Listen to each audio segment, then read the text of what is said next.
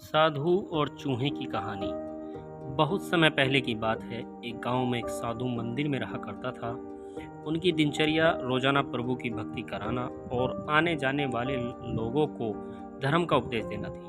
गांव वाले भी जब भी मंदिर आते तो साधु को कुछ न कुछ दान में दे जाते थे। इसीलिए साधु को भोजन और वस्त्र की कोई कमी नहीं होती थी। रोज भोजन करने के बाद साधु बचा हुआ खाना छीके में रखकर छत पे टांग देता था। समय ऐसे ही आराम से निकल रहा था, लेकिन अब साधु के साथ एक अजीब सी घटना होने लगी थी। वह जो खाना छीके में रखता था गायब हो जाता था। साधु ने परेशान होकर इस बारे में पता लगाने का निर्णय किया। उसने रात को दरवाजे के पीछे छिपकर देखा कि एक छोटा सा चूहा उसका भोजन निकाल कर ले जाता है।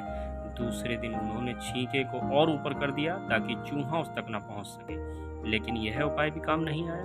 उन्होंने देखा कि चूहा और ऊंची छलांग लगाकर छीके पर चढ़ जाता और भोजन निकाल लेता था। अब साधु चूहे से परेशान रहने लगा था। एक दिन उस मंदिर में एक भिक्षुक आया। उसने साधु को परेशान देखा और उसकी परेशानी का कारण पूछा तो साधु ने भिक्षुक को पूरा किस्सा सुना दिया। भिक्षुक ने साधु से कहा कि सबसे पहले यह पता लगाना चाहिए कि चूहे में इतना ऊंचा उछलने की शक्ति कहाँ से आती है। उसी रात भिक्षुक और साधु दोनों ने मिलकर पता लगाना चाहा कि आखिर चूहा भोजन कहाँ ले जाता है।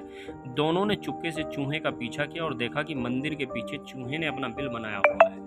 चूहे के जाने के बाद उन्होंने बिल को खोदा तो देखा कि चूहे के बिल में खाने पीने के सामान का बहुत बड़ा भंडार है। तब भिक्षुक ने कहा कि इसी वजह से चूहे में इतना ऊपर उछलने की शक्ति आती है। उन्होंने उस सामग्री को निकाल लिया और गरीबों में बांट दिया। अब चूहा वापस आया तो उसने वहां पर सब कुछ खाली पाया तो उसका पूरा आत्मविश्वास समाप्त हो गया। उसने सोचा कि वह फिर से खाने पीने का सामान इकट्ठा कर लेगा।